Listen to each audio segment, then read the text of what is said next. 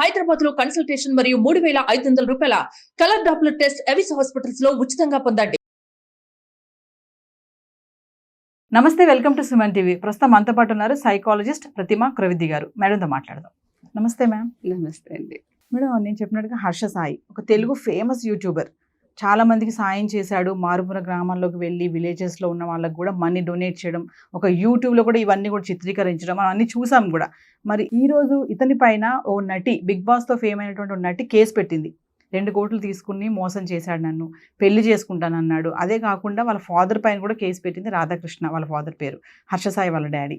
So ఈ case ఏంటంటే నగ్న చిత్రాలు ఉన్నాయి, ఇవన్నీ బయట పెడతానంటున్నాడు, పెళ్లి చేసుకుంటానంటున్నాడు, నా పైన రేప్ అటెంప్ట్ కూడా చేశాడని చెప్పేసి కేసు అయితే ఫైల్ చేయడం జరిగింది. అంటే ఒక సైకాలజిస్ట్గా వీటన్నిటిపైన ఏమంటారు మేడం? ఇలాంటి కేసెస్ ఎందుకు వస్తూ ఉంటాయి అసలు? చాలా మంచి క్వశ్చన్ వేశారమ్మా. ఎందుకంటే ఇది ఈ మధ్య చాలా జరుగుతున్నాయి. అమ్మాయిలు కొంత మటుకు లొంగిపోవటం, ఈ వీడియోస్ అవన్నీ రికార్డ్ చేయించడం అని అంటే ప్రేమలో పడి మోసపోవటం అనమాట. అంటే వాళ్ళు ఏమన్నా ఆన్లైన్ చాటింగ్, ఆన్లైన్ డేటింగ్ అని అనుకుంటూ ఏదైనా రాత్రిళ్ళు వాళ్ళు ఆన్లైన్ ఇది వీడియో కాల్స్ చేసుకోవటం, వీడియో కాల్స్లో ఈ న్యూడ్గా ప్రదర్శించుకోవటం, ఇవన్నీ చేసి వీళ్ళు తెలియకుండా ఏం చేస్తున్నారంటే నమ్మి వీళ్ళు ఇలా చేస్తున్నారు, లొంగిపోతున్నారు. వీళ్ళు దీన్ని అడ్వాంటేజ్ చేసుకొని ఫొటోస్ క్లిక్ చేసి అనవసరంగా వాళ్ళని తర్వాత బ్లాక్మెయిల్ చేయటం, ఇలాంటివన్నీ చాలా జరుగుతున్నాయి. ఐ థింక్ అందరూ లేడీస్ ఎస్పెషల్లీ ఈ విషయంలో చాలా అప్రమత్తంగా ఉండాలి. అంటే నమ్మడం అనేది ఒక మాట వేరు, ట్రస్ట్ అనేది చాలా రిలేషన్షిప్లో ఎక్స్పీరియన్స్ అయితే తప్ప ఒక మనిషిని నమ్మడానికి ఇప్పుడు వీలు లేకుండానే ఉంది, మీకు అన్నీ తెలుసు.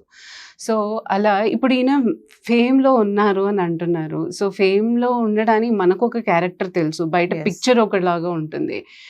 నిజంగా దానం చేసేవాడు, నిజంగా మనుషులంటే ఇష్టపడేవాడు, ఇట్లా అందరికీ దానాలు చేసేటప్పుడు యూట్యూబ్లో రికార్డ్ చేసుకునే అవసరం లేదు కదమ్మా. అంటే ఇది తను ఒక మంచి పేరు రావాలి సొసైటీలో, తనకు ఒక గుర్తింపు రావాలని ప్రయత్నంలో వాళ్ళు ఇలాంటి పనులు చేయొచ్చు. కానీ బ్యాక్ ఎండ్ క్యారెక్టర్ ఏంటో అన్నది ఎవరికి తెలియకపోవచ్చు. సో ఈ బ్యాక్ ఎండ్ క్యారెక్టర్ తెలియకుండా అది నిజం అనుకొని, అంటే కొంతమంది ఇలా చేస్తూ ఉంటారు చూడండి, సహాయం చేసి వాళ్ళు అరే ఈయన గొప్ప వ్యక్తి అని అనుకుంటాం మనం. కానీ బ్యాక్ ఎండ్ చిత్రాలు తెలియక, మనకి బ్యాక్ ఎండ్ క్యారెక్టర్ ఫ్రేమ్ అనేది తెలియకుండా తను పడిపోయే ఛాన్సెస్ కూడా ఉన్నాయి. ఇక్కడ ఇద్దరి పక్షాన మనకి ఇంకా క్లారిటీ లేదు, చాలా రీసెంట్గా వచ్చింది కాబట్టి ఇద్దరి వైపు నుంచి క్లారిటీ లేదు. సో ఒక వైపు మనకి తెలుసు. సో తను ఒక అమ్మాయి తన మీద రేప్ అటెంప్ట్ చేశారు, లేదా తన వీడియోలన్నీ నగ్నంగా తీసుకున్నాడనో, లేకపోతే తనకి తెలియకుండా రికార్డ్ చేస్తే మాత్రం ఇది చాలా పెద్ద కేసే. డెఫినెట్ తెలిసి అని అంటే ఇది సబ్ కాన్షియస్గా తను ఒప్పుకుంది, కాన్షియస్గానే ఒక పర్సన్కి తను ఒప్పుకునే కదా చేసింది. సో తనకి ఇలాంటివన్నీ జరుగుతున్నాయని సమాజంలో అవేర్నెస్ ఉంది, యూట్యూబ్ వీడియోస్లో ఇలా అప్లోడ్ చేస్తున్నారన్న అవేర్నెస్ ఉంది.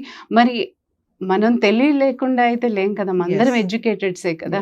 అండ్ జరుగుతున్న ఘోరాలు తెలుసు, కోల్కతా కేసు మనకు అందరికీ తెలిసింది, ఎలాంటి సిచ్యువేషన్లో తీసుకెళ్తున్నా. ఇవన్నీ చూస్తూ కూడా ఇలా చేయటం అన్నది ఇంత పెద్ద స్టెప్ అమ్మాయి తీసుకోకూడదు. ఫస్ట్ ఆఫ్ ఆల్ ఈ ఆన్లైన్ వీడియో కాలింగ్స్లో అన్నది ఇట్లా బయట పెట్టకూడదు. సెకండ్ విషయానికి వచ్చేసరికి నమ్ముంటుంది మోస్ట్ ప్రాబబ్లీ, తినకి ఫేమ్ ఉంది, తనకి ఫేమ్ ఉంది కాబట్టి నమ్మి ఓకే మంచి అతనే కదా అని డబ్బులు ఇవ్వడం ఉంటాయి వాళ్ళిద్దరి మధ్యలో. జరిగి అతను నిజంగా మోసం చేయటం కూడా అయి ఉంటుంది. సో ఇరుపక్షాల్లో చూసుకుని దీన్ని మనము ఇప్పుడైతే ప్రస్తుతానికైతే ఈ క్లారిటీ లేదు కాబట్టి ఇప్పుడు ఎవరిని అనేటట్టు లేదు. కానీ ఇవన్నీ ఆలోచిస్తే బయట నమ్మే బిఫోర్ ఒక పర్సనాలిటీని మనం ఐడెంటిఫై చేసి అతను మనిషి కరెక్టో కాదో అది అంటే ఎక్స్పీరియన్స్తోనే వస్తుందమ్మా. ఇదేమి ఇలా ఇమీడియట్లీ చూసి ఒక మనిషిని గుర్తుపడతాము, లేకపోతే ఆయన క్యారెక్టర్ తెలుసు అనేసి కాదు. ఇప్పుడు ఈ యూట్యూబ్ చేసిన అతను కూడా చాలా ఏళ్ళు బట్టి చేస్తుండొచ్చు, అంతమంది ఫ్యాన్ ఫాలోవర్స్ ఉన్నారు కాబట్టి తను నమ్మి ఇచ్చుండొచ్చు. సో అందుకు మోసపోయింది. అండ్ నిజంగా చెప్పాలంటే ఇది cheating case. So yes, she can file against it. And then మానసికంగా కూడా వాళ్ళు నమ్మి మోసపోయారు అన్న ఇది ఉంటుంది. సో ఇది కరెక్ట్గా పిక్చర్లోకి వచ్చి అసలు ఏం జరిగింది అని పోలీసులు కానీ ఎంక్వైరీ చేయకపోతే యాక్చువల్గా తన తప్పో వాడి తప్పో అన్నది తెలియదు అక్కడ. ట్వీట్ కూడా చేశాడు, ఏమనంటే ఇదంతా డబ్బు కోసమే చేస్తున్నారు వీళ్ళు, నేను అలా ఏం మోసం చేయలేదు. 2 కోట్లు ఇచ్చిన అమ్మాయికి అంత డబ్బు పిచ్చి ఏముంటుందమ్మా? నీ చేతికి ఇచ్చిన అమ్మాయికి తన డబ్బు కోసమే చేస్తున్నారని అంటే ఇప్పుడు ఆ 2 కోట్లు వెనక్కి రావాలని తన కేసు పెట్టింది అనుకోండి డెఫినెట్ గా. సో ఇచ్చినట్టు ఏదో ప్రూఫ్ అయితే ఉంటుంది కదా తన దగ్గర. సో పోలీసులు కానీ ఎవరు కానీ ఎంక్వైరీ లేకుండా అయితే వాళ్ళు యాక్షన్ తీసుకోరు కదా ఈ విషయంలో. అది నిజంగా నిర్ధారించినట్టయితే లైక్ తను ఇచ్చిందనేసి సో తనకి ఆ అమౌంట్ అయితే వెనక్కి వస్తుంది అండ్ డెఫినెట్ గా అమ్మాయికి న్యాయం చేస్తారు. సో ఆ ప్రూఫ్ ఎవిడెన్స్ అనేది మన చట్టాలకైతే అది అవసరం. సో ఇక్కడ సైకలాజికల్ ఆస్పెక్ట్స్ కంటే ఇక్కడ లాజిక్ పాయింట్స్ ఏమేమి జరిగాయి, ఎవిడెన్సెస్ ఏమేమి ఉన్నాయి, తను ఏమేం చేసింది వాడు ఏమేం చేశాడు అన్నది ఇద్దరి మధ్యలో కరెక్ట్ పాయింట్ ఆఫ్ వ్యూ ఒకటి తెలిస్తే డెఫినెట్గా ఐ థింక్ ఫర్దర్గా వాళ్ళు ఏం చేస్తారు అన్నది మనకు కూడా క్లారిటీ వస్తుంది. ఇందాక మీరు అన్నారు కదా, అంటే బ్యాక్ ఎండ్ లో ఏం చేస్తున్నారు అనేది ఎవరికి తెలియదు, ఫ్రంట్ మాత్రం ఒక మంచి వ్యక్తిగా అందరికి దానం చేస్తూ హెల్ప్ చేస్తూ అది దాని మళ్ళీ యూట్యూబ్ లో అంటే ఒక మంచి పని చేసేటప్పుడు దాన్ని 10 మందికి చెప్పాల్సిన అవసరం లేదంటారా? అది అవసరం లేదు. నిజంగా మంచి పని చేసి నువ్వు జనాలకి ఏదో సేవ చేసే ఉద్దేశంతో చేస్తే నువ్వు నేమ్ అండ్ ఫేమ్ చూసుకోవు, గ్యారంటీ అదైతే. సో అంటే మన బ్యాక్ ఎండ్లో చేసిన మన పెద్ద పెద్ద వాళ్ళు చాలా మంది ఉన్నారు, వాళ్ళకి ఇంతవరకు ఐడెంటిటీ కోసం వాళ్ళు చెయ్యరు. కానీ భగవంతుడు ఎలా అంటే వాళ్ళు అలా నిస్వార్థంగా చేసే వాళ్ళకి ఆటోమేటిక్గా యూనో ఒక ఐడెంటిటీ ఆటోమేటిక్గా వచ్చేసింది, ఎందుకంటే జనాలు కూడా చూస్తారు కదా. సో ఇది ఐ మీన్ యూట్యూబ్ కోసం తను రికార్డ్ చేస్తున్నాడో లేక నిజంగా తను ఇచ్చాడో అవన్నీ యాక్చువల్లీ వాళ్ళే తేల్చాలమ్మా. ఐ మీన్ టు సే ఇది కొంచెం క్రిటికల్గా మనం ఆలోచించాల్సిన విషయము. బ్యాక్ ఎండ్ కొంతమంది నేను కొంచెం ఫేమస్ అవ్వాలి, ఇన్స్టెంట్గా ఎవరు అవ్వలేరు కాబట్టి ఇట్స్ అ లాంగ్ ప్రాసెస్. ఏం చేస్తే నేను ఫేమస్ అవుతాను, ఏం చేస్తే నాకు గుర్తింపు వస్తుంది అన్న మనిషి ఒకసారి ప్రాసెస్ ఆలోచిస్తే సో ఇలాంటివన్నీ మార్గాలు ఆటోమేటిక్గా వెతుక్కుంటాడు. అది కూడా ఉండుండొచ్చు. సో వెనకాల మటుకు he might be a cruel person, he might be a person who may not be you know very good with his personality type. Madam ఇప్పుడు సైకలాజికల్గా చూసుకుంటే అంటే లేడీస్ మీరు అన్నట్టుగానే ఇప్పుడు వాళ్ళు కేసు పెట్టినప్పుడు ఈ విషయాలు చెప్తారు, పవన్ వీడియోస్ ఉన్నాయి, ఆ వీడియోస్ ఉన్నాయి, ఈ వీడియోస్ నగ్న చిత్రాలు ఉన్నాయి, అవన్నీ బయట పెడతాను అంటున్నాడు, నన్ను చీట్ చేస్తున్నాడు అని చెప్తారు కదా. సైకలాజికల్గా ఆలోచిస్తే అంటే ఉమెన్స్ ఎందుకు అలా ఉంటారంటే ఆ టైంలో వాళ్ళకి తెలియదా ఇలా మనం జాగ్రత్తగా ఉండాలి, ఇలాంటి రేపొద్దున ప్రమాదం వస్తుందేమో అని ఆలోచించరంటారా? అంటే జానీ మాస్టర్ కేసులో కూడా ఇదే జరిగింది, కొరియోగ్రాఫర్ జానీ మాస్టర్ కేసులో కూడా, ఇప్పుడు హర్ష సాయి కేసులో కూడా ఇదే ఉంది. అంటే కామన్గా ఇది కనిపిస్తూ ఉంటుంది, లేడీస్ కేసు పెట్టినప్పుడు మెయిన్గా ఇది పట్టుకొస్తారు ముందుకి, వీడియోస్ ఉన్నాయి ఫోన్లో. ఈ మధ్య ఏంటంటే అమ్మా ఫీమేల్స్కి కొంచెం కోర్టులో కొంచెం ఫేవరబుల్గా వస్తాయన్నమాట కౌంటర్. సో ఇక్కడ మ్యానిపులేషన్ కూడా చేస్తున్నారు, ప్రతి ఆడవాళ్ళని నమ్మడానికి కూడా లేదు చాలా మటుకు. ఈ మధ్య కేసెస్లో ఇది ఇటీవల చాలా కేసెస్ వచ్చాయి ఈ మధ్యలో. సో మ్యానిపులేషన్ కూడా జరుగుతోంది.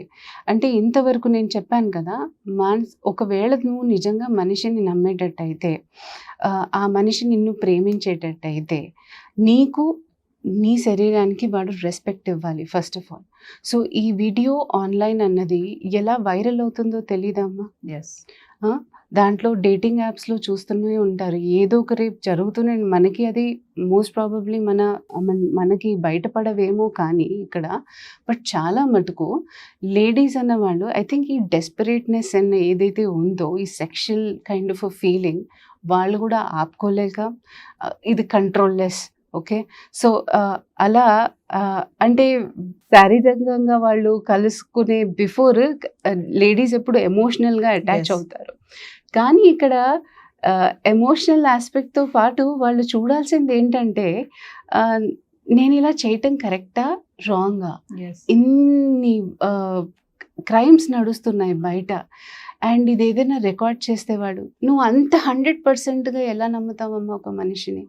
అండ్ నిజంగా వాడు ప్రేమించేటట్టయితే, వాడు నీకు రెస్పెక్ట్ ఇచ్చేటట్టయితే వాడు అలాంటి పనులు ఎప్పుడూ చెయ్యడు. అండ్ వద్దు అని అంటే యునో అతను ఆ బౌండరీ అనేది దాటడు.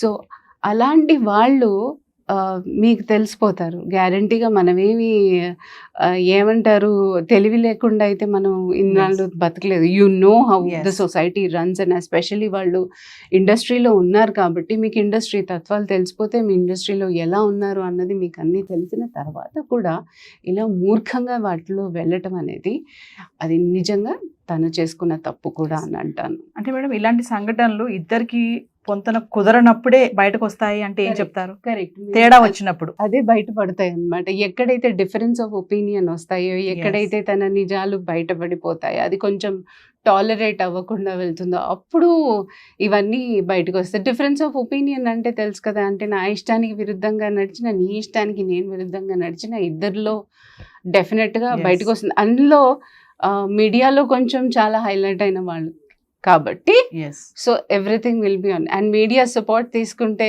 బయట సపోర్ట్ తీసుకుంటే వాళ్ళకి తొందరగా ఇంకా fame, that is a different fame, but then ఇంకా ఫేమ్ వస్తుంది. అండ్ దెన్ ఇది తొందరగా అంటే వాళ్ళు ఆశించింది వాళ్ళకి దక్కుతుంది అన్న కూడా ఉంటుంది. సో ఇది కంప్లీట్గా ఇది మ్యానిపులేషన్ అవ్వచ్చు, వాళ్ళకి నిజంగా ఆ అబ్బాయి కూడా తప్పు చేసి ఉండొచ్చు. ఇప్పుడు ఇరువైపు నుంచి మనకు తెలియదు కాబట్టి అండ్ ఇన్వెస్టిగేషన్ ప్రాపర్గా అవుతే అప్పుడు I think they will get a clear picture అని అనుకుంటున్నాను ఈ విషయంలో. చూడాలి మేడం, మరి హర్ష సాయి ఎంతో మందికి సాయం చేశాడని మనం యూట్యూబ్లో చూసాము. యూట్యూబ్లో ఆ వీడియోలన్నీ కూడా చిత్రీకరించడం జరిగింది. అలాంటి హర్ష సాయి మరి ఒక మహిళ దగ్గర 2 కోట్లు తీసుకున్నాడు. మరి కేసు ఎటువంటి మలుపులు తిరుగుతుందో చూడాలి. Thank you ma'am. Thank you.